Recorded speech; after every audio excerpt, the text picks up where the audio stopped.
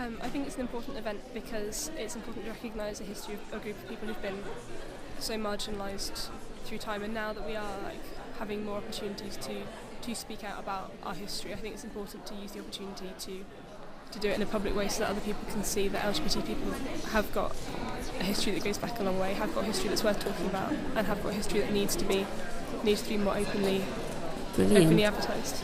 And what is Cardiff University doing in terms of events to celebrate this?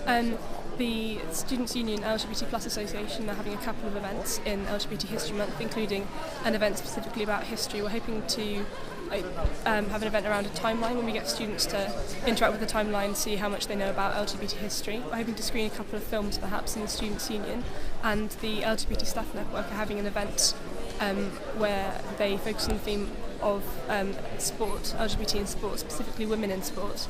And that's going to be an event with some speakers, possibly some short performances, and it should all be really good. Brilliant. Thank you very much for your time, Kate. Thank you. Thank you.